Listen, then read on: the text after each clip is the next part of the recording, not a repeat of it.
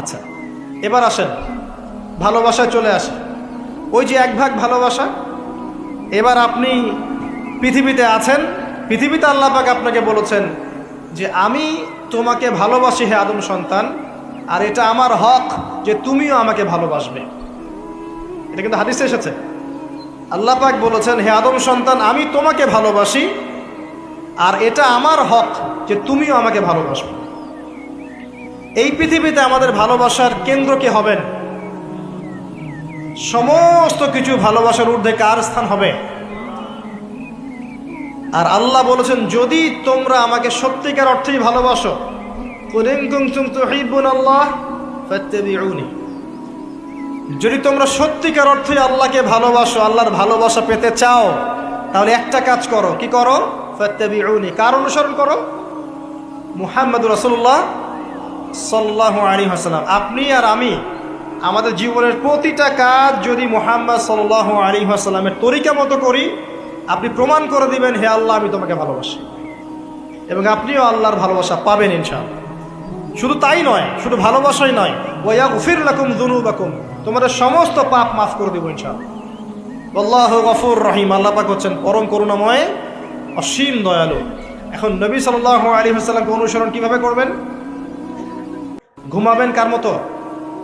রাসূলের মতো। উঠবেন কার মতো করে? ওযু করবেন কার মতো? বাথরুমে যাবেন কার মতো? বের হবেন কার মতো? নামাজ পড়বেন কার মতো করে? তিলাওয়াত করবেন কার মতো? জিকির করবেন কার তরিকায়? ব্যবসা করবেন কার তরিকায়? চাকরি বাকরি কার তরিকায় করবেন? বিভিন্ন সেক্টরে দায়িত্ব কার মতো করে পালন করবেন? একজনই আপনার উসওয়াতুল হাসানাহ, লাকাদ কানা লাকুম ফি রাসূলিল্লাহি উসওয়াতুল হাসানাহ। একজনকে আল্লাহ পাক রোল মডেল করেছেন। একজনকে কি করেছেন? Role model. তাকে ফলো করলেই ইনশাআল্লাহ আপনি জান্নাতে চলে যাবেন। আর এটা কি শুধু জীবনের একটা ক্ষেত্রে করবেন না সমস্ত ক্ষেত্রে করবেন? আল্লাহ তৌফিক দান করুন। আর নবী সাল্লাল্লাহু আলাইহি ওয়াসাল্লামকে যারা ভালোবাসেন তাদেরকে আপনি ভালোবাসবেন। নবী সাল্লাল্লাহু আলাইহি ওয়াসাল্লামকে যারা ভালোবাসেন তাদেরকে আপনি ভালোবাসবেন। যারা নবীকে ভালোবাসে না তাকে কি ভালোবাসবেন? ভালোবাসার মানদণ্ড কি হবে? আল্লাহর জন্য ভালোবাসবো, আল্লাহর জন্যই ঘৃণা করব। এটা আল্লাহর জন্য কাছে আসা, আল্লাহর জন্যই দূরে যাওয়া। আরশের নিচে আল্লাহ পাক যে কয় শ্রেণীর মানুষকে আশ্রয় দিবেন, যে 7 শ্রেণীর মানুষকে, তার মধ্যে এক শ্রেণী আছে এমন 2 ব্যক্তি যারা পরস্পরকে শুধু আল্লাহর জন্য ভালোবাসে। কেউ যদি কাউকে আল্লাহর জন্য ভালোবাসে, তার উচিত তাকে জানিয়ে দেয়া যে হে অমুক ভাই আমি আপনাকে আল্লাহর জন্য ভালোবাসি। অমুক দিনী বোনকে বলতে পারে আমি আপনাকে আল্লাহর জন্য ভালোবাসি। এক ভাগ ভালোবাসা দিয়ে পৃথিবী চলছে। এবার আসেন এই দুনিয়ার জীবনে আল্লাহ পাক রিজিকের পাশাপাশি একজন আদর্শ দিলেন, উসওয়াতুল হাসানাহ দিলেন, তাকে ফলো করতে বললেন। এবং তিনি একমাত্র ব্যক্তি যাকে কবরে দেখানো হবে, প্রশ্ন করা হবে মান হাযা রাজুল বুইসা ফীকুম। মনে রাখবেন, তিনি একমাত্র ব্যক্তি যিনি আপনার জন্য, আমার জন্য, কবিরা গুনাহগার ব্যক্তিদের জন্য কিয়ামতের মাঠে সুপারিশ করবেন। তিনি একমাত্র ব্যক্তি যিনি হাউজে কাউসারে পানি নিয়ে আমাদের জন্য অপেক্ষা করবেন। তিনি একমাত্র ব্যক্তি যার সুপারিশ আল্লাহ পাক কবুল করবেন ইনশাআল্লাহু আযজা ওয়া জাল্লা। কিয়ামতের মাঠে যখন সবাই ইয়া নাফসি ইয়া নাফসি বলবে, তিনি একমাত্র ব্যক্তি যিনি বলবেন ইয়া উম্মতি ইয়া উম্মতি।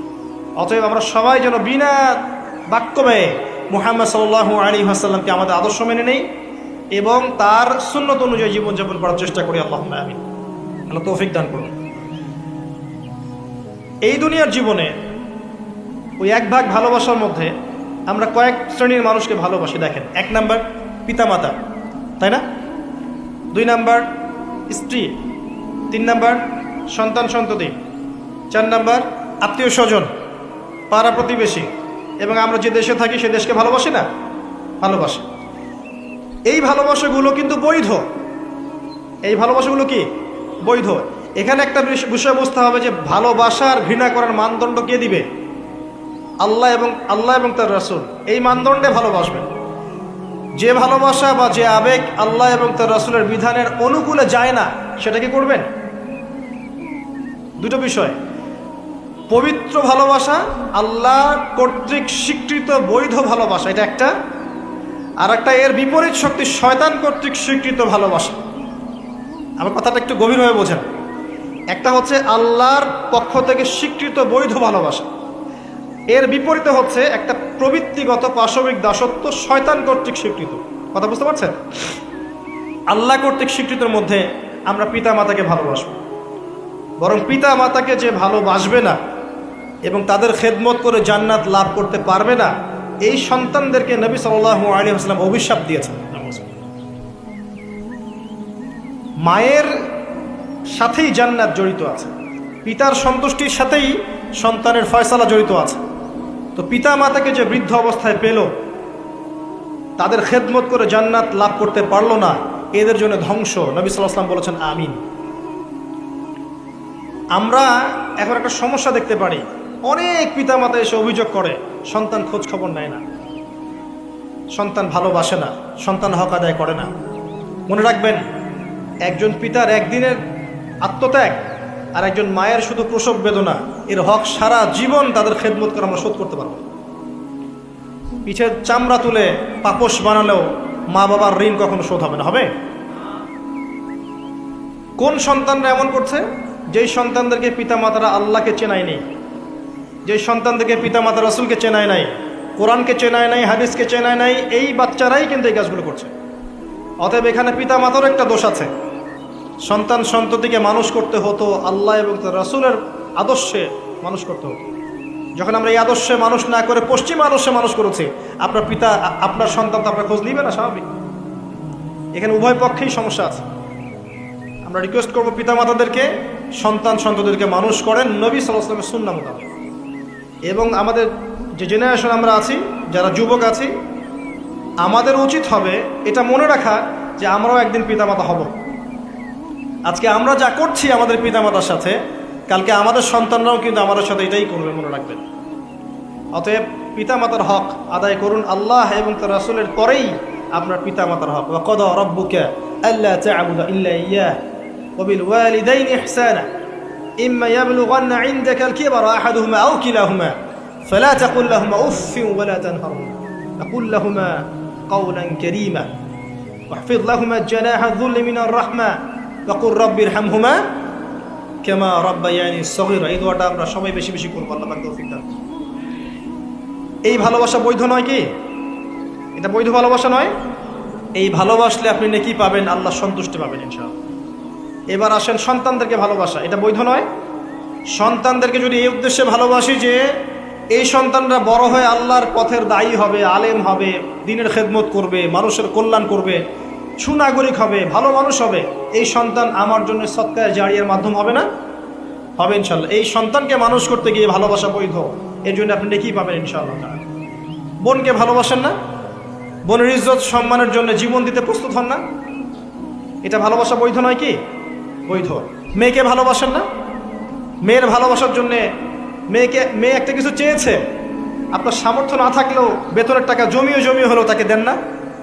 এটা ভালোবাসা বৈধ নয়? নবী সাল্লাল্লাহু আলাইহি ওয়াসাল্লাম তার মেয়ে ফাতিমা রাদিয়াল্লাহু আনহাকে ভালোবাসতেন না? কলিজার টুকরা ছিলেন না? তিনি তার স্ত্রীদেরকে ভালোবাসতেন না? স্ত্রীর সাথে, স্ত্রীর কোলে মাথা রেখে কোরআন তেলাওয়াত করতেন যখন স্ত্রী হায়েজ অবস্থায় আছে। স্ত্রীর সাথে দৌড় প্রতিযোগিতা করেছেন, স্ত্রীর সাথে চাঁদ দেখেছেন। যেখানে স্ত্রী কামড় দিয়েছে ওই গোষ্ঠের টুকরা সেখানে তিনি কামড় দিয়েছেন। নবী করিম সাল্লাল্লাহু আলাইহি ওয়াসাল্লাম স্ত্রীদেরকে ভালোবাসেন নাই? এটাও সুন্নাহ, এটার জন্য নেকি পাবেন। সন্তানদেরকে ভালোবাসলে নেকি পাবেন। কোরআনে এবং হাদিসে অনেক দলিল আছে, কিন্তু ওই যে নূহ আলাইহিস সালামের কথা মনে আছে? তার সন্তান যে কাফের অবস্থায় ডুবে মরল, মনে আছে? তারপরেও আল্লাহর কাছে দোয়া করছেন, আল্লাহ আমার পরিবার তাকে মাফ করে দাও। আল্লাহ পাক ধমক দিয়ে বলছেন, লাইসা মিন আহলিক, সে তোমার পরিবারের কেউ না। আম কুনতুম শুহাদা ইয হাদারা ইয়াকুব আল মাউত, ইয়াকুব আলাইহিস সালামের কথা মনে আছে? যখন তিনি মারা যাচ্ছেন, তিনি বলছেন সন্তানদেরকে ডেকে, মা তা'বুদুনা মিন বা'দি, আমার পরে কার ইবাদত করবে তোমরা? সন্তানকে ভালোবাসার নিদর্শন নয় এগুলা? লুকমান হাকিম তার সন্তানকে বোঝাচ্ছেন, ইয়া বুনাই লা তুশরিক বিল্লাহ, শিরিক করো না, শিরিক সবচেয়ে বড় জুলুম। নামাজ কায়েম করো, সৎ কাজের আদেশ করো, অসৎ কাজে নিষেধ করো। সন্তানকে ভালোবাসা নয়? ইউসুফ আলাইহিস সালামের পিতা সন্তানকে ভালোবাসতেন না? আমরা তো সূরা ইউসুফকে মনে করি ইউসুফ জুলাইখার গল্প, তাই না? এটা ইউসুফ আর জুলাইখার প্রেম কাহিনী নয় সূরা ইউসুফ। সূরা ইউসুফ তার পিতার সাথে তার ছেলের প্রেম কাহিনী। ভালো করে সূরা ইউসুফ বোঝেন। সূরা ইউসুফ পিতার সাথে সন্তানের মহব্বতের কাহিনী। ভালো করে পড়তে শেখেন না, বুঝতে শেখেন।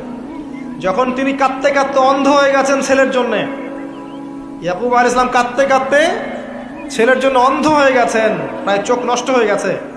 ইউসুফ আলাইহিস সালাম তার একটা রুমাল বা কাপড়ের টুকরা পাঠালেন হাদিয়া, মনে আছে? মনে আছে? আসছে কাপড়, আর তার বাবা যোজন যোজন দূর থেকে বলছেন যে আমি ইউসুফের গন্ধ পাচ্ছি এখান থেকে। কি ভালোবাসা না? কোরআনে অনেক। মূসা আলাইহিস সালামের মা, আল্লাহ পাক বলেন মূসা আলাইহিস সালামকে ভাসিয়ে দিতে, বাচ্চা মূসা ভাষাতে, সিন্ধুকে ভাষাতে তার হৃদয়টা ব্যাকুল হয়ে যাচ্ছে।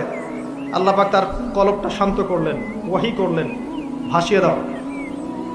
ওই বাচ্চাকে তুলে নিল ফেরাউনের স্ত্রী, সেখানে লালিত পালিত হতে থাকলো সন্তান। মূসা আলাইহিস সালামের বোন পিছু পিছু ধাওয়া করলো, তারপরে বলল আমি কি এমন কারো খবর দিব যে এই বাচ্চাকে দুধ পান করাবে? পরে এই বাচ্চাকে তার মায়ের কাছে আল্লাহ পাক ফিরিয়ে দিলেন, দেখছেন?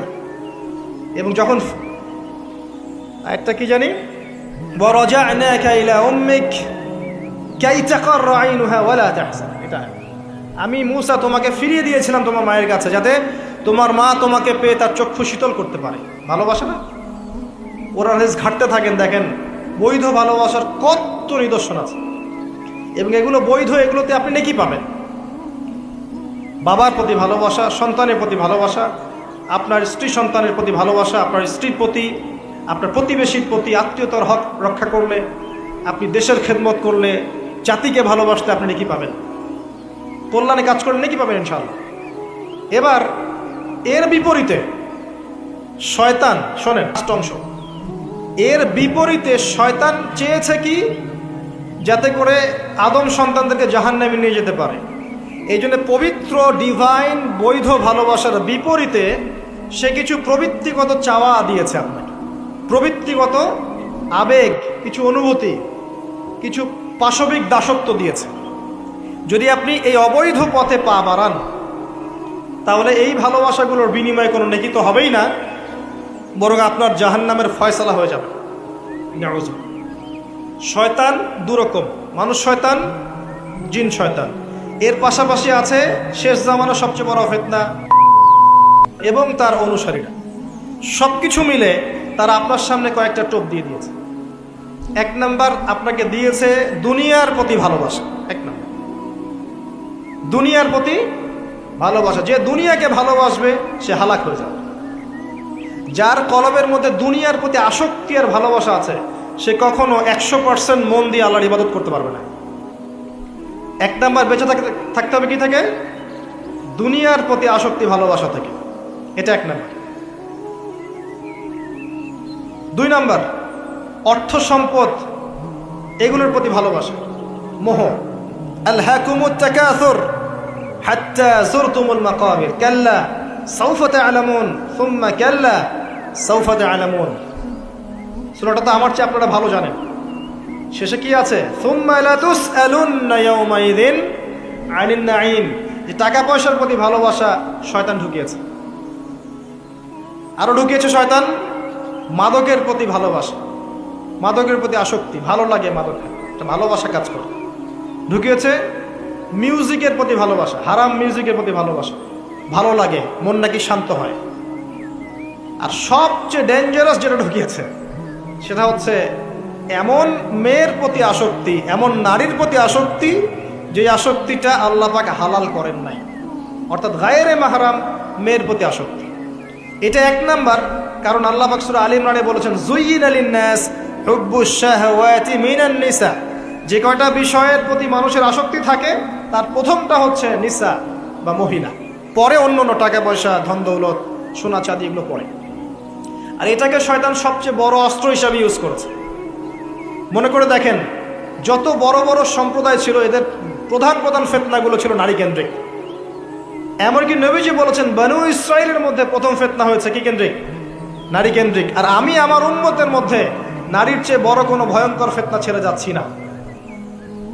শয়তান এই কয়েকটা ফিতনা আপনার দুনিয়ার আসক্তি, টাকা পয়সা, ভোগবিলাস, বাড়ি গাড়ি, ব্যাংক ব্যালেন্স, স্ট্যাটাস, ক্ষমতার ভালোবাসা, আপনার মাদকের ভালোবাসা, গান বাজনার প্রতি ভালোবাসা, অশ্লীলতা, বেহায়াপনা, জেনা আর হারাম রিলেশনশিপ, এগুলোর প্রতি শয়তান আসক্তি সৃষ্টি করেছে। এটা হচ্ছে ভালোবাসা নয়, এটা হচ্ছে পাশবিক প্রবৃত্তিগত একটা দাসত্ব। আমার কথা কি বোঝা যায়? ল্যাঙ্গুয়েজ একটু ডিফিকাল্ট মনে হয়। এটা কিন্তু বৈধ ভালোবাসা নয়, যে ভালোবাসলে আপনি নেকি পাচ্ছেন। দুনিয়ার প্রতি আসক্তি থাকলে নেকি পাবেন, পিতা মাতাকে ভালোবাসলে নেকি পাবেন। টাকা পয়সা, ব্যাংক ব্যালেন্স, বাড়ি গাড়ির প্রতি আসক্তি, মোহ থাকলে নেকি পাবেন, ফিতনায় পড়ে যাবেন। কিন্তু আপনি সন্তানকে ভালোবাসলে নেকি পাবেন। একটা হারাম মেয়েকে ভালোবাসলে নেকি পাবেন, আপনি স্ত্রীকে ভালোবাসলে নেকি পাবেন। স্ত্রীর মুখে ভাত তুলে দিলে নেকি পাবেন, স্ত্রীর মুখে খাবার তুলে দিলে নেকি পাবেন, তার দিকে তাকালে আপনি নেকি পাবেন, তাকে আদর করলে নেকি পাবেন, তার সাথে অন্তরঙ্গ সময় কাটালে আপনি নেকি পাবেন। আপনি মাদক, এই যে গান বাজনা, পর্নোগ্রাফি, মানে ক্ষমতার দাপট, এই বিষয়গুলোকে ভালোবাসলে নেকি পাবেন, নাকি মায়ের সেবা করলে নেকি পাবেন? বৈধ ভালোবাসা, অবৈধ আসক্তি। এখন এই অবৈধ আসক্তিগুলোর মধ্যে একটা হচ্ছে হারাম মেয়েদের প্রতি ভালোবাসা, যেটা এখন এই মুসলিম সমাজের মহামারী বলা যায়। অন্য পয়েন্টসগুলো আজকে আমি বলার সময় পাচ্ছি না, এগুলো নিয়ে অনেকদিন বলেওছি, ইনশাল্লাহ আগামীতে বলবো। দুনিয়া, মাদক, অন্যান্য বিষয়গুলো পরে টাচ করবো ইনশাল্লাহ। আজকে যে বিষয়টা নিয়ে কথা বলার বেশি দরকার, যেহেতু আগামীতে একটা সময় আসছে যখন এই বিষয়টাকে নিয়ে মানুষ বেশি পাপে লিপ্ত হবে, এই জন্য বলছি। এটা হচ্ছে হারাম ভালোবাসা, আল্লাহ পাক বৈধ করেননি। এমনকি কথা বলার সময় আল্লাহ পাক বলেছেন একজন গায়রে মাহরাম মেয়ে যেন পর্দার আড়াল থেকে কথা বলে, কিছু চাইতে হলে যেন পর্দার আড়াল থেকে চায় এবং গলার ভয়েসটা যেন কর্কশ হয়। আল্লাহর লিমিটেশনগুলো দেখেন আর বাস্তবতা দেখেন। আল্লাহ পাকের লিমিটেশন হচ্ছে এরকম যে একজন মেয়ে যে আমার স্ত্রী নয়, তার সাথে আপনি ফোনে কথা বলতে পারবেন না, প্রেমালাপ করতে পারবেন না, আপনি তার দিকে কামনার দৃষ্টিতে তাকাতে পারবেন না, আপনি তাকে স্পর্শ করতে পারবেন না, তার সাথে নির্জনে কোথাও সময় কাটাতে পারবেন না। আল্লাহর বাইন্ডিংসগুলো দেখেন। একজন নারীর সাথে ফোনে কথা বললেই কিন্তু সেক্সুয়াল সম্পর্ক হয় না, হয়। একজন গায়রে মাহরাম মেয়ের সাথে যদি আপনি বসে কফি খান, তাহলে কিন্তু যৌন সম্পর্ক স্থাপিত হয়নি, এখন হয়। তারপরেও আল্লাহ রাব্বুল আলামিন বলছেন ওয়ালা তাকরাবুজ জিনা, এটার নাম আল্লাহ দিয়েছেন জিনা, আর বলছেন করো না এমনটা নয়, বরং ধার কাছেও যেও না। মানে একটা সীমারেখা দেয়া আছে, একটা মাঠ, এর চারপাশে একটা বাউন্ডারি দেয়া আছে, বাউন্ডারি পর্যন্ত। আল্লাহ বলছেন মাঠে ঢুকো না, এমনটা বলছেন না। আল্লাহ বলছেন মাঠের বাউন্ডারির কাছেও যেও না। কথা বুঝতে পারছেন? ফল খেও না, না ওয়ালা তাকরাবা হাদিহি শাজারা, এই গাছটার কাছেও যেও না। মিলাতে পারছি আমি, বুঝতে পারছি? আদম এবং হাওয়া আলাইহিস সালাম এই গাছের ফল খেও না, এমন কথা ছিল না। কথা ছিল এই গাছের কাছেও যেও না। একই কথা আল্লাহ বলছেন জেনা করো না নয়, ওয়ালা তাকরাবু জেনা, জেনার কাছেও যেও না। এখন এটা হচ্ছে আল্লাহর নিষেধাজ্ঞার একটা বাইন্ডিংস, লস, একটা একটা পিলার, একটা বাউন্ডারি। আর আপনি বাস্তবতা দেখবেন ভিন্ন, যে গায়রে মাহরাম ছেলে মেয়ে এরা অ্যাডাল্ট, এদের যৌন চাহিদা আছে, সেক্সুয়াল চাহিদা আছে, একে অপরের সাথে কোনো মাহরামের সম্পর্ক নাই। এরা পড়াশোনার নামেই হোক, চাকরি বাকরির নামেই হোক, ভ্যালেন্টাইন্সের নামেই হোক, যে কোনো নামেই হোক, এরা একে অপরের সাথে মিলেমিশে একাকার। এরা কথা বলছে, কথা বলার পরে আরও কাছে যাচ্ছে, ভালোবাসার প্রণয় বিনিময় করছে, এক পর্যায়ে কফি খাচ্ছে, ডেটিংয়ে যাচ্ছে, ঘুরছে ফিরছে, এই করতে করতে করতে এক পর্যায়ে তারা হারাম জেনায়ও লিপ্ত হয়ে গেল, বিছানায় চলে গেল। এই সম্পর্কের পর দেখা যায় সম্পর্ক ব্রেকআপ, শেষ। এবং এই ঘটনাগুলোর নাম দিচ্ছি আমরা কাছে আসার গল্প। কার কাছে? যার কাছে আল্লাহ যেতেও নিষেধ করেছে, বলে তাকরাবুজ জিনা। আর আমরা বলছি না, কাছে আসারই তো গল্প। কাছে আসার গল্প হতে পারে মায়ের সাথে, মায়ের কাছে আসার গল্প হতে পারে, স্ত্রীর কাছে আসার গল্প হতে পারে, আমার সন্তানের কাছে আসার গল্প হতে পারে, দেশের কাছে আসার গল্প হতে পারে। কিন্তু হারাম জেনার কাছে আসার কোনো গল্প হতে পারে না। কি হতে পারে? জাহান্নামের উপন্যাস হতে পারে। কি হতে পারে? জাহান্নামের আমল নামার একটা উপন্যাস হতে পারে। উপন্যাস বোঝেন না? আল্লাহ পাক এই যে কিয়ামতের মাঠে আমল নামা ছুঁড়ে দিবেন, ছুঁড়ে দিয়ে আমল নামা ঘুরতে থাকবে, কারো ডান হাতে কারো বাম হাতে।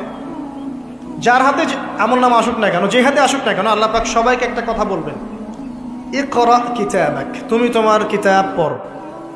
কাফা বিনাফসিকাল ইয়াউমা আলাইকা হাসিবা, আজকে তুমি তোমার হিসাব নেওয়ার জন্য যথেষ্ট।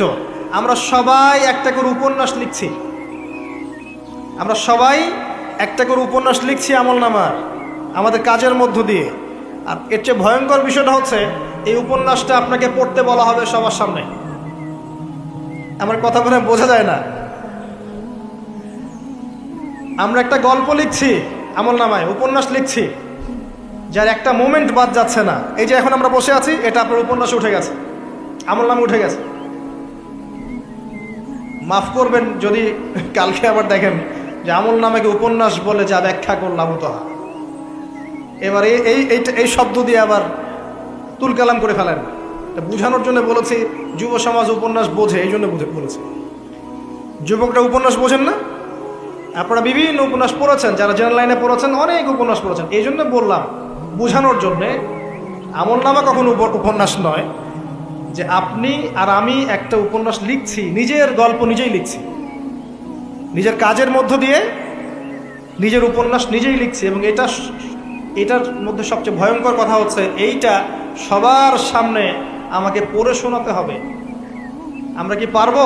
এই জেনা, এই মাদক, এই পর্নোগ্রাফি, হারাম, জুয়া, ক্যাসিনো, অন্যায়, অত্যাচার, বেনামাজি, দুর্নীতি, ঘুষ, সুদ, এইগুলোর সব কথা সবার সামনে পড়ে শোনাতে আমরা কি পারবো আদৌ? আমরা কি প্রস্তুত?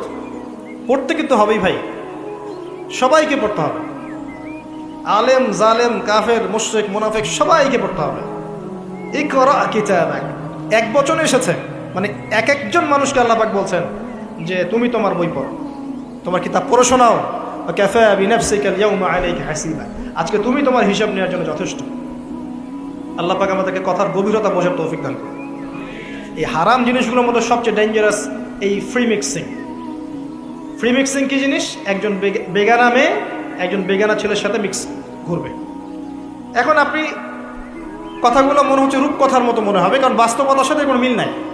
বাস্তবতায় আপনি গিয়ে দেখবেন যে স্কুলে পড়ছে মাশাআল্লাহ গায়রে মাহারাম ছেলে মেয়ে, এবং নাম দিচ্ছে না friends, just only friends, friends only, বন্ধু, ক্লাসমেট। কিন্তু এর বয়স মাশাআল্লাহ 16, এর বয়সও 20, বা এর বয়সও 15, এর বয়স 18। উভয়ের যৌন চাহিদা হয়েছে বালেগ এবং বালেগা। এই বয়সে আসার আরও 5-6 বছর আগে সে বালেগা হয়ে গেছে, এবং তারা কিন্তু আলাদা আলাদা সেকশনে পড়ছে না। এমন যদি হতো মেয়েদের আলাদা স্কুল, মেয়ে টিচার, মেয়েরা পড়ছে, কোনো সমস্যা নেই, টোটালি বৈধ এবং সুন্দর, ভালো সিস্টেম। ছেলেদের আলাদা স্কুল কলেজ, ছেলেরা আলাদা পড়ছে, আলাদা, কোনো সমস্যা নেই।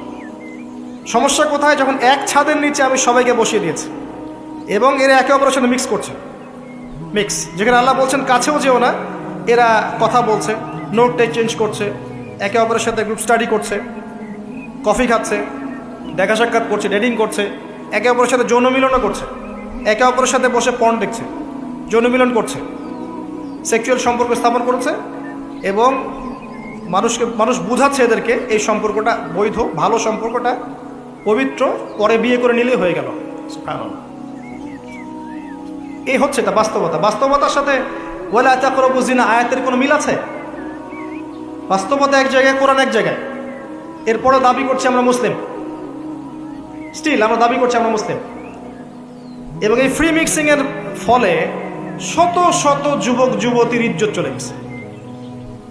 শত শত না, সংখ্যাটা সহস্র লক্ষ হবে, আরও বেশি হতে পারে, আল্লাহু আ'লাম। এগুলো তো প্রকাশ্য, গোপনে যে কত কি হচ্ছে আপনি তো জানেন না। যে সন্তান, যে মেয়েটাকে আপনি ছোট মনে করছেন, অলরেডি যে সে কতগুলো ছেলেকে এভাবে ছেলে বদল করতে করতে করতে করতে করতে করতে এই জায়গায় আসছে আপনি জানেনই না। যে ছেলেটাকে আপনি ছোট্ট মনে করছেন, এ যে কতগুলো গার্লফ্রেন্ড চেঞ্জ করতে করতে এই জায়গায় আসছে আপনি জানেন না। এবং এগুলোকে সে মনে করছে পবিত্র সম্পর্ক, কোনো সমস্যা নাই। কোনো কোনো ক্ষেত্রে দেখা যায় হিন্দু মুসলিম তারাও প্রেম করছে, বন্ধু বান্ধব, এবং তার কনসেপ্টটা হচ্ছে এমন যে সমস্যা নাই, পরে বিয়ে করে নিব, এটা চলছে। এবং এদেরকে আমরা উস্কে দিব এভাবে যে 14 ফেব্রুয়ারিতে তোমরা অবাধে মেলামেশা করতে পারো, কোনো সমস্যা নেই, বরং এটা হচ্ছে তোমাদের মত প্রকাশের স্বাধীনতা। এবং আমরা এটাও বুঝাবো ওদেরকে যে যারা এগুলোর বিরুদ্ধে বলবে তারা মৌলবাদী, তারা সমাজের উন্নতি, অগ্রগতি, প্রগতি চাচ্ছে না। তারা চাচ্ছে না তোমরা এগিয়ে যাও, বরং তারা তোমাদেরকে পিছিয়ে দিতে চাচ্ছে। কোথায় এগিয়ে নিচ্ছি আমরা এদেরকে? আমি জানি কোথায় নিচ্ছেন, এক্স্যাক্টলি বলতে পারবো কোথায় নিচ্ছেন। ইলাল নার, জাহান্নামের দিকে, জাহান্নামের দিকে এগিয়ে নিচ্ছেন, আর কোনো দিকে না। আসেন, এই মিক্সিংটা এখানে শেষ হলো না। এরপরে যখন সে কলেজ লাইফে গেল, সেখানেও দেখবেন সেম দৃশ্য, একই অবস্থা। দেখা যায় কলেজে মাঝে মাঝে আন্দোলন হয় না, হয় না? আন্দোলনে দেখবেন যে ছেলে মেয়ে একসাথে, ছেলের কাঁধে, মেয়ের কোলের মধ্যে ছেলে মাথা দিয়ে স্লোগান দিচ্ছে, মনে হচ্ছে যেন স্ত্রী। সুবহানাল্লাহ। হ্যাঁ, দেখবেন বিভিন্ন আন্দোলনের সময় দেখবেন কলেজ বিশ্ববিদ্যালয়গুলোতে, আমরা তো পড়েছি, আমরা তো বলতে পারবো, আন্দোলন হচ্ছে, বান্ধবী বসে আছে, বান্ধবীর কোলে মাথা দিয়ে বন্ধু, মনে হচ্ছে যেন স্ত্রী। স্ত্রী না পাবলিক প্রপার্টি, আল্লাহ ভালো জানে। তা পাবলিক প্রপার্টি যে কেউ ভোগ করতে পারে। এটা কলেজে শেষ থাকলো না, ইভেন স্কুল কলেজের মধ্যে দেখবেন যে আপনি টিচার একজন পড়াচ্ছেন, পুরুষ টিচার, এর চারপাশে মেয়েরা গোল করে বসে আছে ব্যাচ। পুরুষ টিচার মেয়েদের ব্যাচ পড়াচ্ছেন, মেয়েরা সবাই তার গায়ের মাহরাম। দর্শনটা এখানে এরকম না, এরা তো আমার মেয়ের মতো, এরা তো আমার মেয়ের মতো, জাস্ট এইভাবে, তুমি তো আমার মেয়ের বয়স। আর কথা বুঝতে পারছেন? তুমি তো আমার মামনির মতো। আর ওই মেয়েকে বোঝানো হচ্ছে টিচার তোমার বাবার মতো।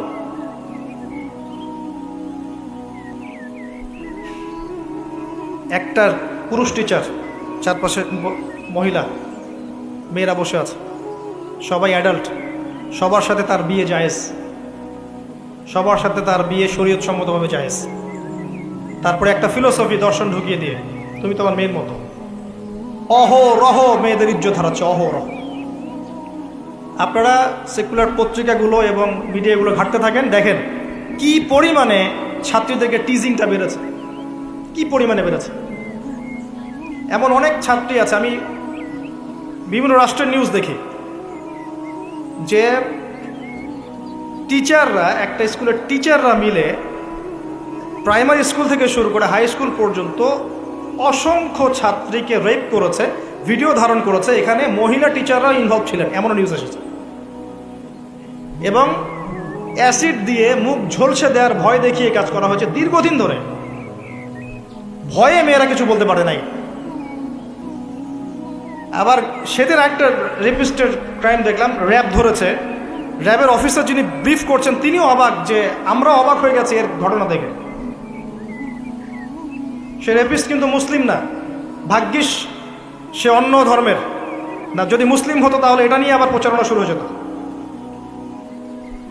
আমি তার ধর্মের নাম বলবো না, আমি জানি তার ধর্ম এটা শিক্ষা দেয় না, যেভাবে ইসলাম এটা শিক্ষা দেয় না, অন্য ধর্ম এটা শিক্ষা দেয়। সে কি করেছে, রেপ করার পরে মেয়ে যেন গর্ভবতী না হয়, সে সেভাবে তার শারীরিক একটা মেডিকেল ট্রিটমেন্ট করিয়েছে। আমি জানি না, আসলে আমি এইসব বিষয়ে খুব একটা ভালো জানি না। এমন কিছু পদ্ধতি এখন নাকি বের হয়েছে যে যৌন সম্পর্ক স্থাপন করলেও কনসেপ্ট করবে না, ছেলে তার মধ্যে সেটা করিয়েছে, যাতে সে গণহারে রেপ করতে পারে, একটার পর একটা, কেউ প্রেগনেন্ট না হয়। র্যাবের অফিসার ব্রিফ করছেন, দেখেন ভিডিও, ফ্রি মিক্সিং। যেখানে যাবেন, কলেজে আপনি যাবেন, আবার দেখবেন কখনো কখনো যে ছেলেদের ব্যাচ পড়াচ্ছে মহিলা টিচার, ছেলেদের ব্যাচ মহিলা টিচার।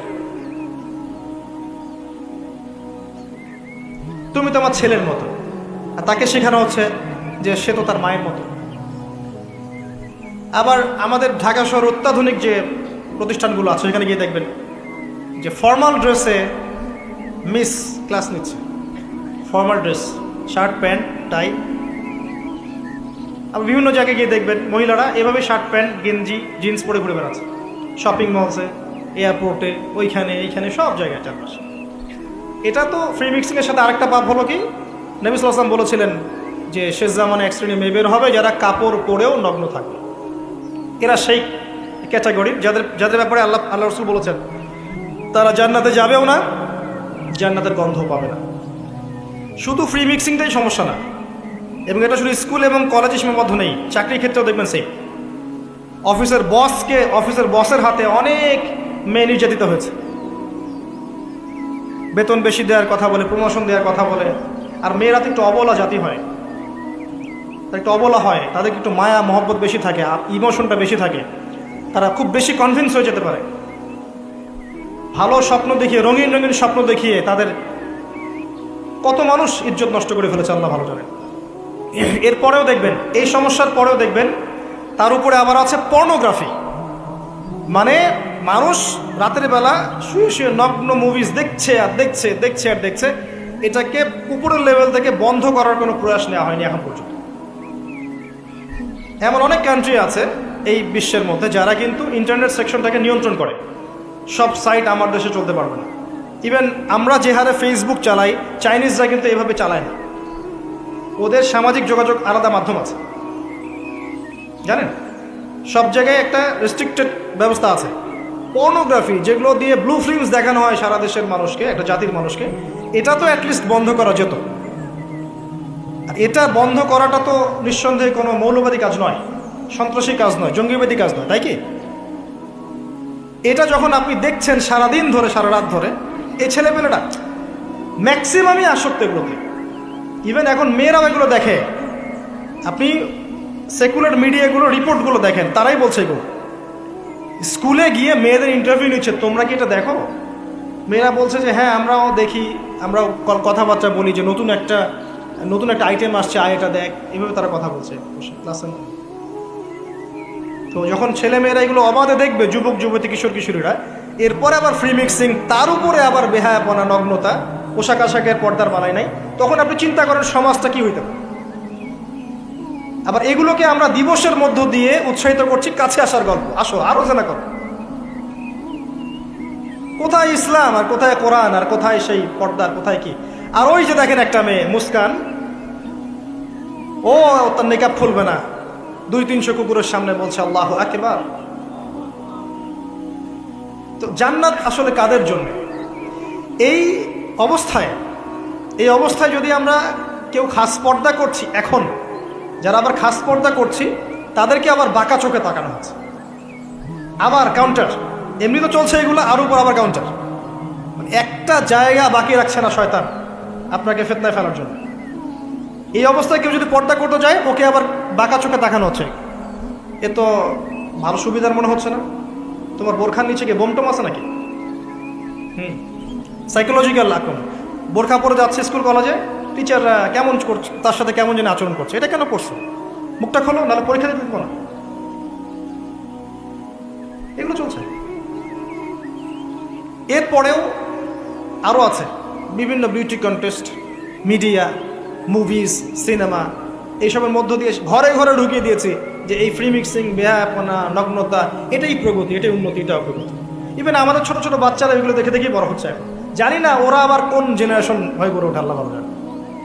এর উপরে এসেছে সেলফি এবং ছবি ভিডিওর একটা বুদ্ধি প্রতিবন্ধী জেনারেশন। একটু হলেই সেলফিস, ফেসবুকে আপলোড, আবার টিকটক, আবার ইউটিউবিং, আবার নিজে নিজেই হাসে, নিজে নিজে ছবি তোলে। আর অনলাইনটা অ্যাভেলেবল হয়ে গিয়ে সবার হাতে হাতে স্মার্টফোন যখন গিয়েছে, তখন এগুলো আপলোডিংটা খুব বেশি হচ্ছে। আপলোডিং, আগে ঘটনা ঘটতো সবাই জানতে পারতো না, এখন ঘটলে সারা দুনিয়ার মানুষ এক মুহূর্তে জেনে ফেলে।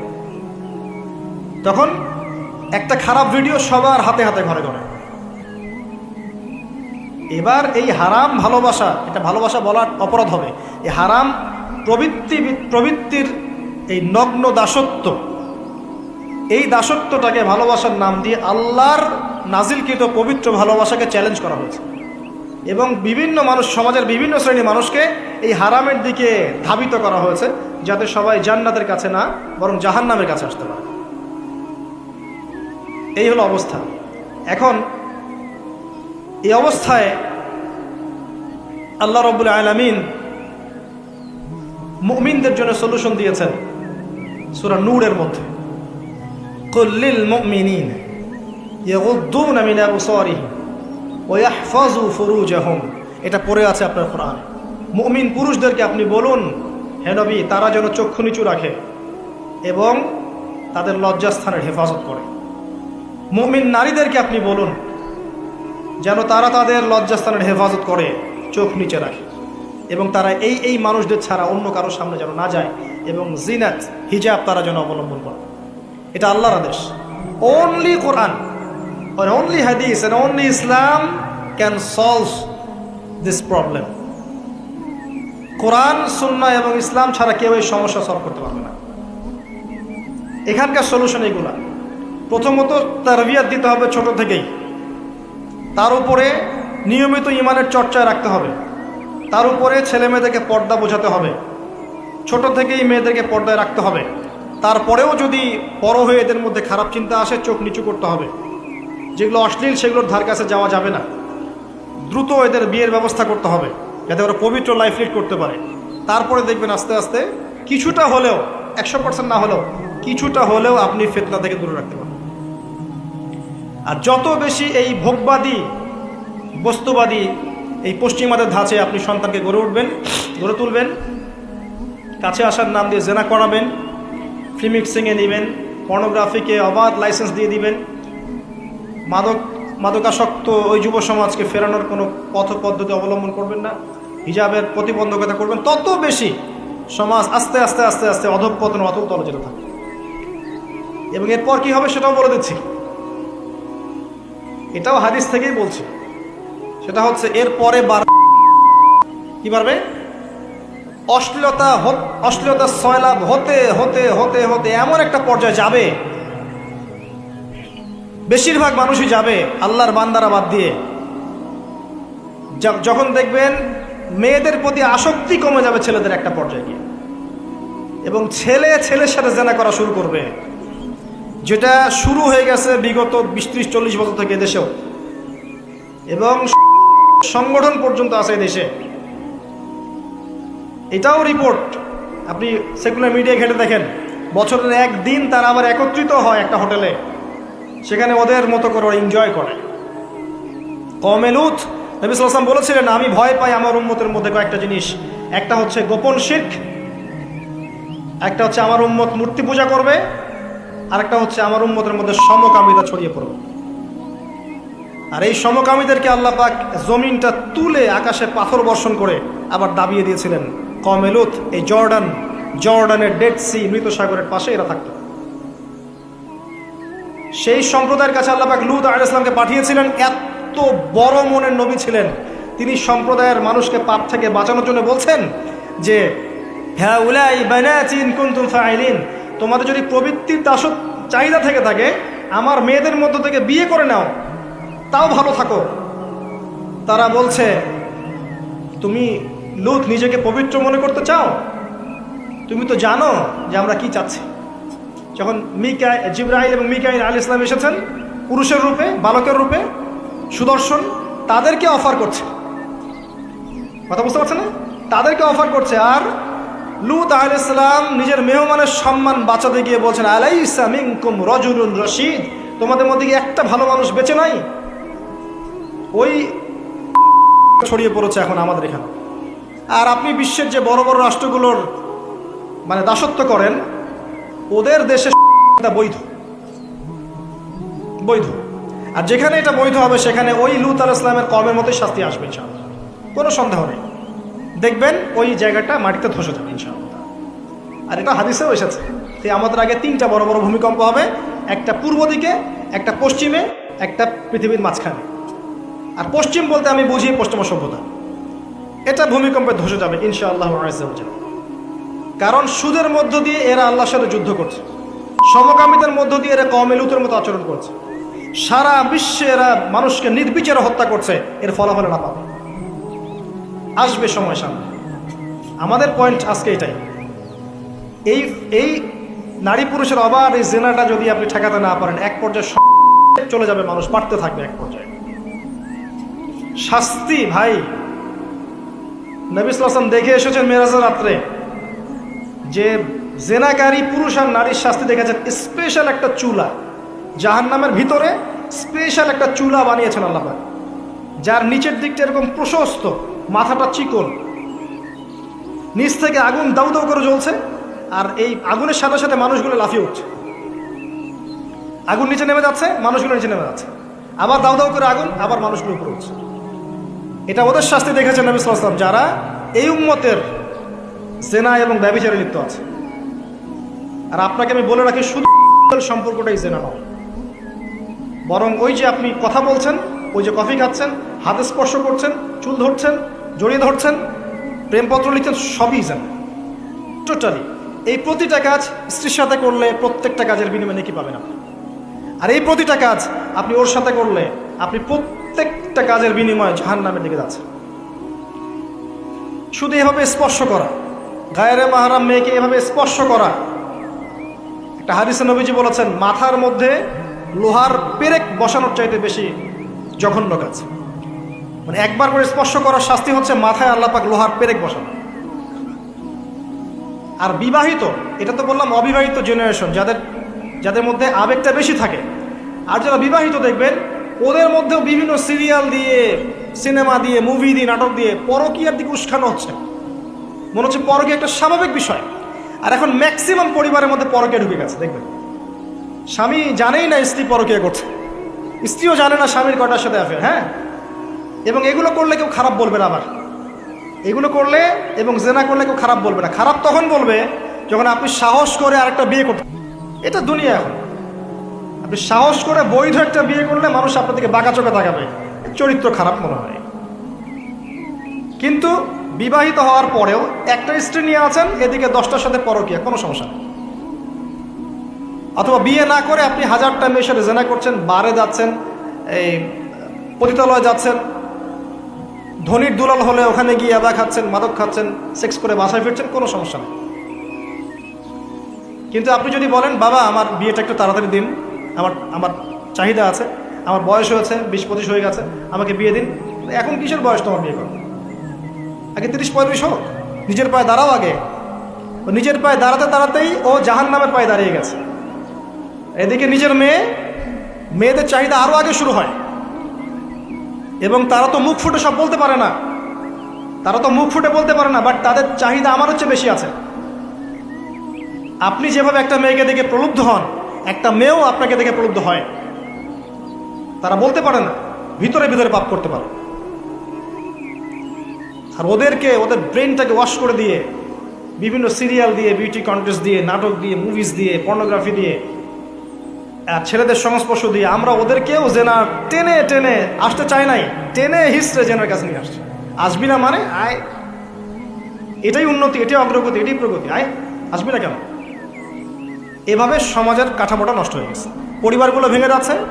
আর এরপরে দেখবেন ডিভোর্স, ওই যে বাচ্চা কাচ্চা যেগুলো আছে, এগুলো মা ছাড়া বাপ ছাড়া মানুষ হবে। আর যখন একটা পরিবারের সন্তানটা আদর, ভালোবাসা, মহব্বতের পরিবেশ পাবে না, এরা বড় হয়ে সন্ত্রাস হবে। ওরা বিক্ষিপ্ত মাথার হয়ে উঠবে, মানসিকভাবে একদম টোটালি ফেড আপ। এই হচ্ছে অবস্থা। পরে বাড়বে, দিন দিন বাড়ছে। বিশ্বাস করেন এটা এমন একটা আযাব, আল্লাহ পাক এমন সব রোগ ব্যাধি দিবেন। হাদিস এসেছে যখন একটা কম অশ্লীলতায় লিপ্ত হয়, হারাম সম্পর্কে লিপ্ত হয়, জেনায় বেশি বেশি লিপ্ত হয়, লিপ্ত হয়, ওখানে এমন সব রোগের উদ্ভব হবে যেগুলো আগে ছিল না। আপনি শুধু মাস্ক পরিয়ে কোভিড নিয়ন্ত্রণ করতে পারবেন না, অশ্লীলতা কমাতে হবে সমাজ থেকে, তারপরে আপনি ভালো বেটার ফলাফল পাবেন ইনশাআল্লাহ তাআলা, স্থায়ী ফলাফল পাবেন ইনশাআল্লাহ। শুধু বাহ্যিক সবকিছু না, অভ্যন্তরীণ আধ্যাত্মিক অনেক কিছু আছে, এগুলো দেখতে হবে। আল্লাহ নূর দিয়ে আল্লাহ পাক বোঝার তৌফিক দান করুন। পরে কি হবে সেটাও শুনে রাখেন, এটাও হাদিস থেকে বলছে। এটা বলতে আমার মানে আমার রুচি কুলাচ্ছে না, কিন্তু এটাও হবে যে এই উম্মতের মানুষরা এত খারাপ পর্যায়ে পৌঁছাবে যে পশু পাখির সাথে, পশু প্রাণীর সাথেও তারা জেনা করবে। এবং এর আগে একটা ধাপ আমি এড়িয়ে গেছি, ভুলে গেছি। সমকামিতার আগে একটা ধাপ আছে। যখন মেয়েদেরকে এভাবে উন্মুক্ত করে দিবেন, মেয়েদের প্রতি আকর্ষণ কমার পরে বাচ্চাদের প্রতি আকর্ষণ আসবে। বাচ্চা, এই যে বাচ্চাদের প্রতি, এটা এমন একটা যুগে বাস করছে আমরা যে যারা মেয়ের বাবা আমাদের ভয় লাগে কার করলে বাচ্চাকে তুলে দিচ্ছে। এত বিশাল পরিমাণে বাচ্চাদেরকে এখন ধর্ষণ করা হয়, আপনি কল্পনা করতে পারবেন না। স্কুলে, ইভেন অনেক ক্ষেত্রে মাদ্রাসাতে হয়েছে, অনেক ক্ষেত্রে মাদ্রাসায় ঘটনা ঘটেছে, বাচ্চাদেরকে ধর্ষণ করা হয়েছে। যে বাচ্চা বোঝেই না দুনিয়া কি জিনিস, ভালোবাসা কি জিনিস, যৌনতা কি, সে কিছু বোঝেই না, এরকম বাচ্চাকে পর্যন্ত ধর্ষণ করা হয়েছে। ডে বাই ডে বাচ্চাদের অ্যাবিউজিংটা বাড়ছে। খেয়াল করে দেখেন, পড়াশোনা করেন, খোঁজ খবর নেন, দেখেন বাচ্চাদের প্রতি অ্যাবিউশন এবং যৌন নির্যাতন বেড়েছে, প্রচুর বেড়েছে, এবং দিন দিন এটা বাড়বে। যত বেশি আপনি এগুলো উন্মুক্ত করবেন, ফ্রি মিক্সিং করবেন, পর্নোগ্রাফি উন্মুক্ত করবেন, এইসব কাছে আসার গল্প, এইসব দিবস পালন করবেন, তত বেশি এগুলো হবে ইনশাআল্লাহ।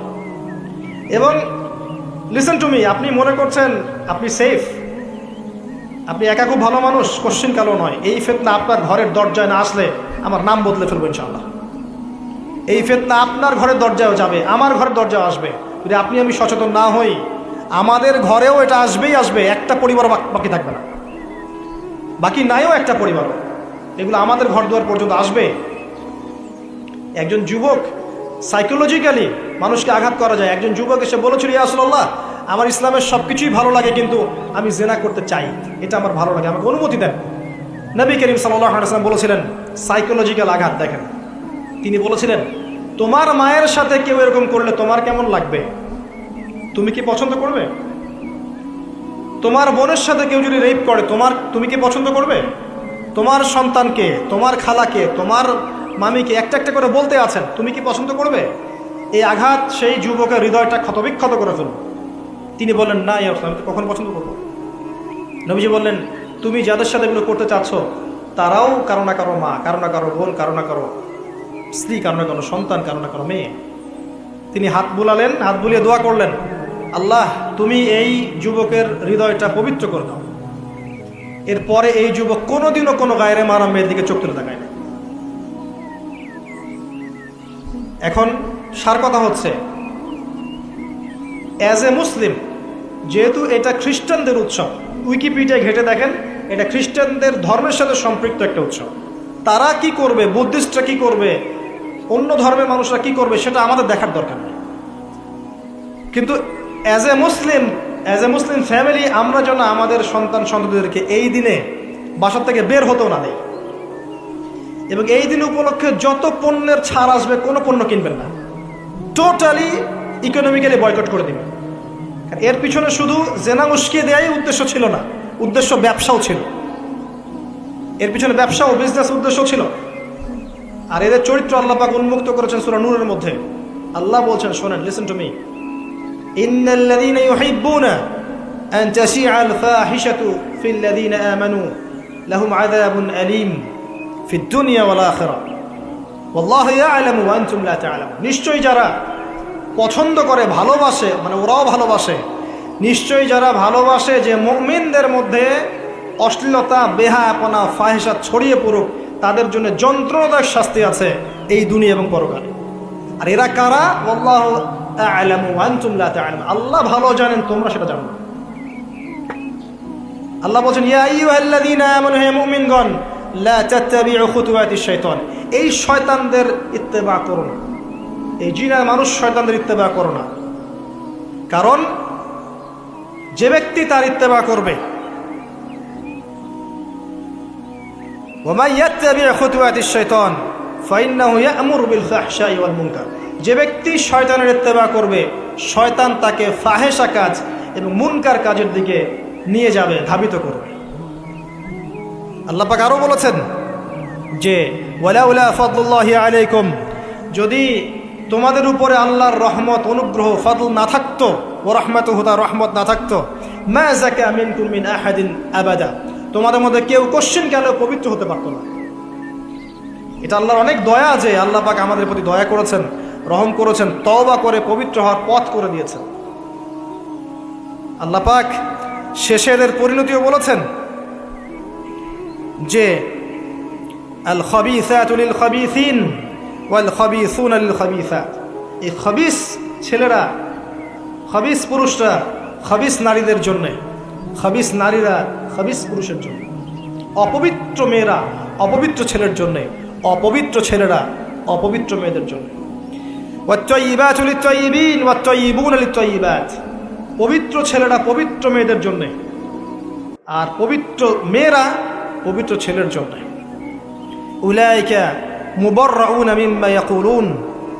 এই কি বলবো, অশ্লীলতা ধারক বাহকরা যা বলে তাদের থেকে মুমিনরা অনেক পবিত্র। আলহামদুলিল্লাহ। লাহুম মাগফিরাতুন ওয়া রিজকুন কারীম। এই মুমিনদের জন্য আছে মাগফিরাত, ক্ষমা এবং উত্তম সম্মানিত রিজিক। আল্লাহ পাক আমাদেরকে তা দান করুন। আল্লাহুম্মা আমিন।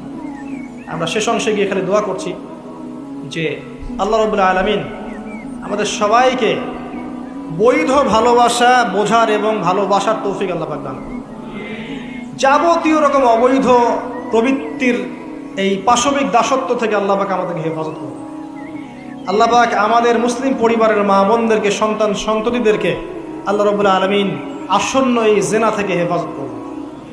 আল্লাহ পাক আমাদের যুবক যুবতীদেরকে এই ফ্রি মিক্সিং সংস্কৃতি থেকে হেফাজত করুন। তাদের সবার ইজ্জত আবরুর হেফাজত আল্লাহ পাক করুন।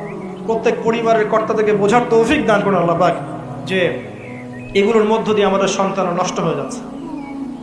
আল্লাহ রাব্বুল আলামিন আসন্ন এই জেনার দিবসের মধ্যে আমাদের সন্তানরা যেন মাদকে লিপ্ত না হয়, জেনায় লিপ্ত না হয়, ফ্রি মিক্সিংয়ে লিপ্ত না হয়, বেহায়াপারে লিপ্ত না হয়। আল্লাহ পাক আমাদের পরিবারগুলোকে পবিত্র রাখুন, কবুল করুন। আল্লাহুম্মা আমিন। আল্লাহ রাব্বুল আলামিন আমাদের মধ্যে যারা অসুস্থ আছেন সবাইকে আল্লাহ পাক শিফায়ে কামেলা দান করুন। যারা মারা গেছেন আল্লাহ পাক সবাইকে ক্ষমা করে দিন। আল্লাহুম্মা আমিন। আমাদের মধ্যে যারা তরুণ ভাই বোনরা আছেন সবাইকে আল্লাহ পাক তাদের চরিত্র হেফাজত করার তৌফিক দান করুন। যে বিষয়গুলো তাদেরকে শয়তানের কাছাকাছি নিয়ে যায় সেই প্রত্যেকটা বিষয়কে বয়কট করে চলার তৌফিক আল্লাহ পাক তাদেরকে দান করুন। আল্লাহ রাব্বুল আলামিন এই জিন আর মানুষ শয়তানের যাবতীয় ষড়যন্ত্র থেকে আল্লাহ পাক মুমিন মুসলিমদেরকে হেফাজত করুন। আমাদের এই দেশটাকে আল্লাহ পাক হেফাজত করুন। দেশের যুব সমাজকে হেফাজত করুন। মনে রাখবেন, যত আমরা এভাবে উস্কে দিব আমাদের সন্তানদেরকে অশ্লীলতার দিকে, ফাহেসা কাজের দিকে, দেশের প্রয়োজনেও তারা কখনো দাঁড়াতে পারবে না। কারণ যারা অন্যায়ের বিরুদ্ধে দাঁড়ায়, সত্যের পক্ষে দাঁড়ায়, ওদের মনটা হয় পবিত্র এবং নূরান্বিত। আর এই কাজগুলোর মধ্য দিয়ে ওদের হৃদয়ের নূর নষ্ট করে দেওয়া হচ্ছে। যখন কলিজার মধ্যে ঈমানের নূর থাকবে না তখন সেখানে ঈমান স্থায়ী হবে না।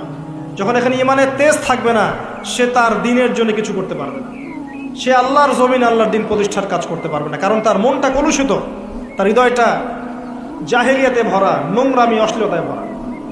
তাদের কলবটাকে যদি পবিত্র রাখতে পারি ইনশাআল্লাহ দেখবেন আগামী দিন এই যুব সমাজ ইনশাআল্লাহ আযজা ওয়া জাল দিনের জন্য, দেশের জন্য, জাতির জন্য, উম্মার জন্য ঐক্যবদ্ধভাবে কাজ করতে পারবে ইনশাআল্লাহ।